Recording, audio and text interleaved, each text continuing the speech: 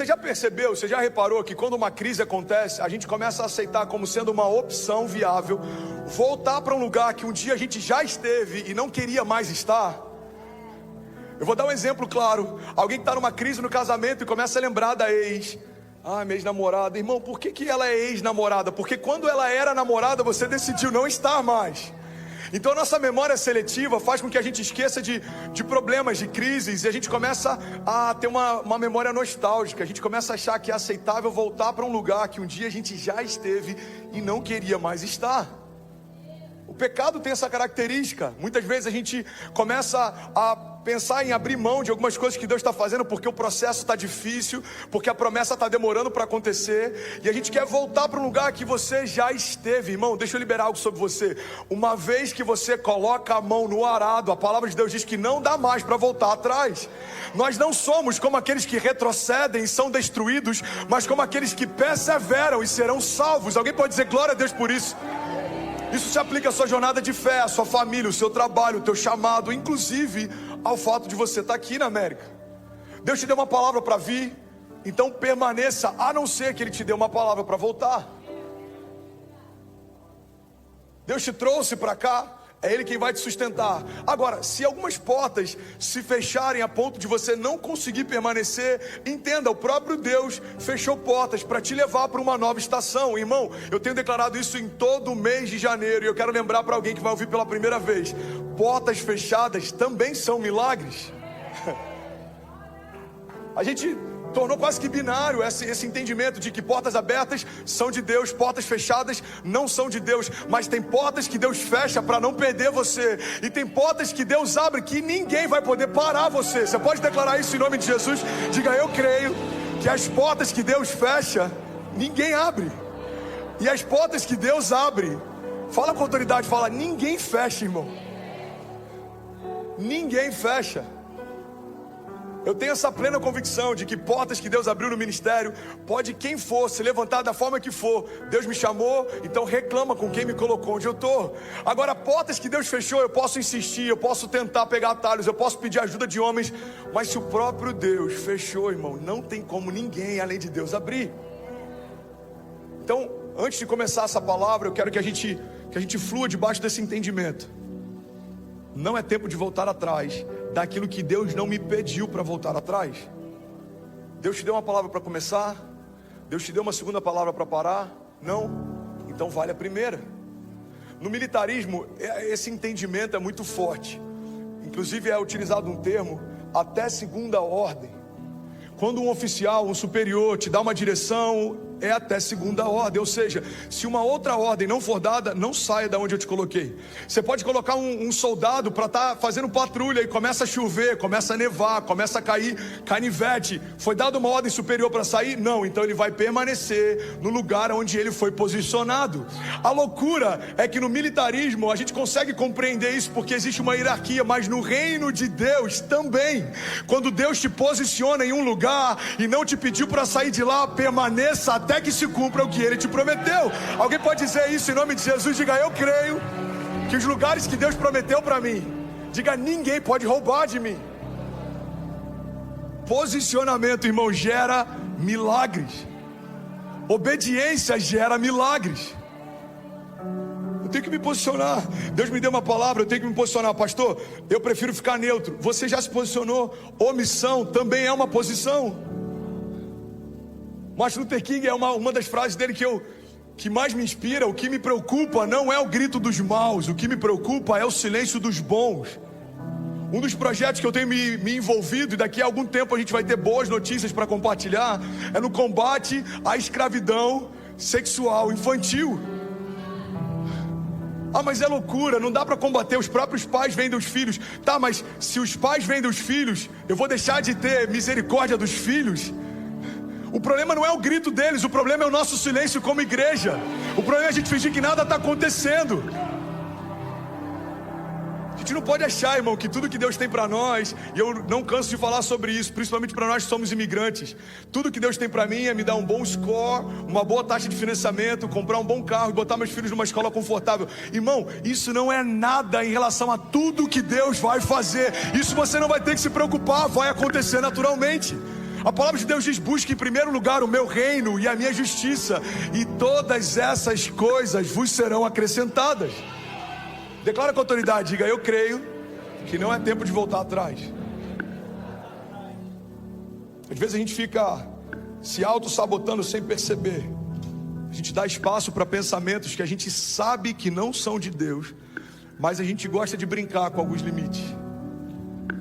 A gente gosta de... Você sabe que aquela palavra que alguém liberou não está te fazendo bem, mas ao invés de você deletar, você fica pensando nela. Você fica meditando. E o problema, irmão, que uma mentira, quando é contada muitas vezes, e eu vou botar entre aspas, ok? Ela se torna uma verdade.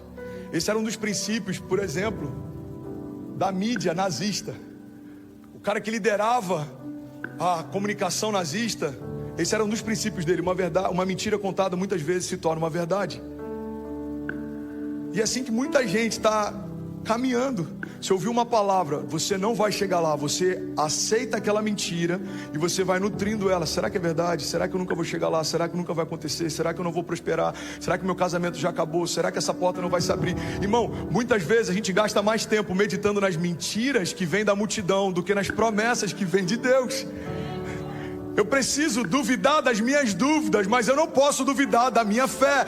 Deus disse que faria, então não importa o que dizem, o que pensam, o que acham, eu vou sempre ficar com a primeira palavra que Deus já me deu. Você pode declarar com autoridade, diga: não é tempo de voltar atrás. Salmos 103:1 diz: bendiga ao Senhor, ó minha alma. O salmista está ensinando algo prático para a gente. Quando você estiver numa crise, num momento difícil, ministra sobre você mesmo. Porque é uma batalha, irmão, entre os nossos sentimentos, os nossos pensamentos e o nosso espírito. Quando você for para o carisma, tem algum carismático aqui? Tem alguém que está crescendo na palavra da fé? Uma das matérias que a gente ministra é sobre o espírito humano. Somos espírito, temos uma alma, habitamos num corpo. Somos espírito, temos uma alma, habitamos num corpo. Então o meu espírito precisa ministrar para a minha alma a respeito das coisas de Deus. Porque se a minha alma governar a minha história, eu vou me tornar sentimental. Eu estou mal, eu desisto de caminhar. Eu estou triste, eu acho que não vai acontecer. Eu estou feliz, eu volto a caminhar. Eu estou empolgado, eu acho que vai acontecer. Irmão, a pior coisa que você pode fazer na sua jornada de fé é tornar as suas emoções o Senhor da sua história. Você começa a ficar refém de circunstâncias externas. O dia está bonito, vai dar tudo certo. O dia está nublado, eu não sei se hoje é um bom dia. Não, irmão, nós não dependemos de agentes externos, porque o próprio Deus habita em nós. A palavra de Deus nos fala a respeito disso. O mesmo Espírito que ressuscitou Jesus Cristo dos mortos habita em você. Maior é o que está em nós do que tudo que se levanta ao nosso redor. Faz sentido?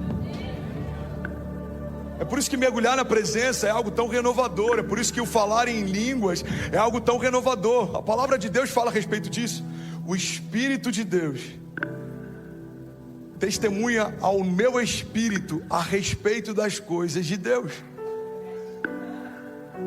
É esse princípio que o salmista está ensinando. Salmo 103. Bendiga ao Senhor a minha alma. Bendiga ao Senhor todo o meu ser. Bendiga ao Senhor a minha alma.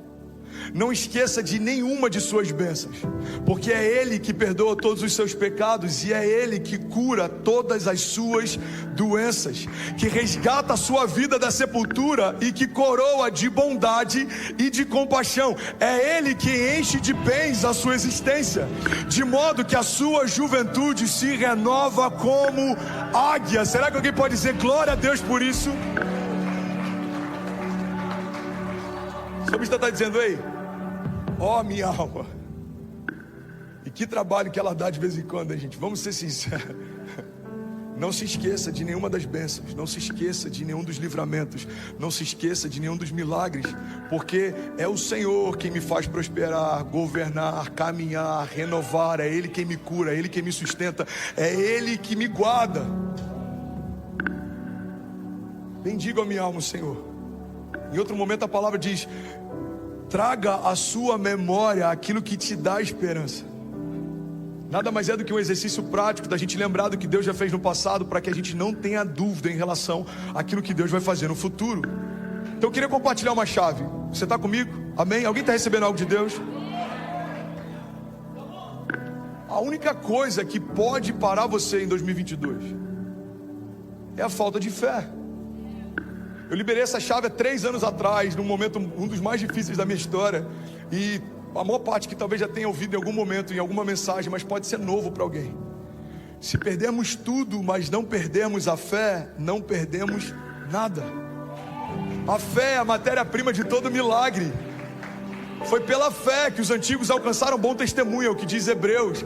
Hebreus carrega a galeria dos heróis da fé, fala a respeito de homens que se lançaram no desconhecido, que enfrentaram gigantes, que foram lançados em fornalhas, que enfrentaram leões, que enfrentaram o poder da espada, que enfrentaram perseguições. Irmão, mas é por conta da fé que o nome deles ecoa até hoje, porque eles creram naquilo que Deus falou, independente daquilo que a multidão falava. Então a única coisa que pode parar você em 2022 é falta de fé. Porque tem algo extraordinário. A palavra de Deus diz que a nossa fé, ela tem o poder de mover montanhas, mas a falta de fé tem o poder de criá-las. Pega essa chave, irmão. A minha fé pode mover montanhas, mas a falta dela pode criá-las. Quando falta fé, irmão, pega isso, por favor. Quando falta fé, alguma outra coisa vai preencher o vazio que ela deixou. Então, se eu tiro fé do meu interior, alguma coisa vai preencher. Pode ser a dúvida, pode ser o medo, pode ser a angústia, pode ser preocupação, podem ser os ruídos, podem ser as vozes, pode ser a multidão, pode ser o que for. Agora, independente do que for, ninguém pode fazer por você o papel que só a fé faria. A fé não limita Deus e Deus não limita a fé. A palavra chega ao ponto de dizer que tudo é possível ao que crê. Você consegue ter dimensão do poder da fé em ação? Se tudo é possível ao que crê, o que Deus está dizendo é que através da fé não existem limites para aqueles que caminham debaixo dela. Tudo é possível ao que crê. A cura vem pela fé, no poder do sangue de Jesus. O milagre vem pela fé, no poder do nome de Jesus. O renovo vem pela fé, através de ouvir a palavra de Deus. Irmão, tudo começa nela, se sustenta nela e termina nela. É pela fé que a gente vai viver o melhor ano da nossa vida. E aí, tudo bem? Você acabou agora de assistir um vídeo. Se você ainda não está inscrito, já se inscreve também no nosso canal, ativa esse sininho aqui embaixo de notificação e toda vez que eu fizer uma live ou estiver transmitindo uma mensagem ao vivo, você vai ser um dos primeiros a saber. Mas eu deixei mais 2 indicações aqui que eu espero que façam muito sentido para você. Então já aproveita e clica para assistir a próxima mensagem, beleza? Seja bem-vindo ao time de incendiários e eu espero de verdade que essas mensagens mudem a sua vida como elas têm mudado a minha também. Até a próxima. Valeu!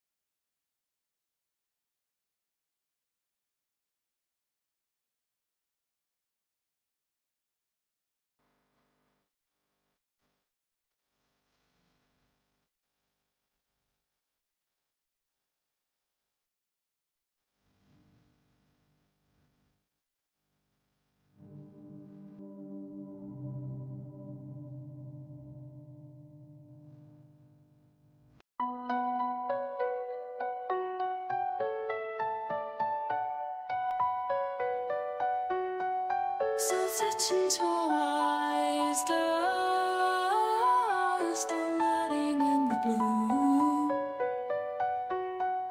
A sea of emotions where I'm lost thinking of you. Your touch is a wave that crashes on my skin. Slipped away in the undertow.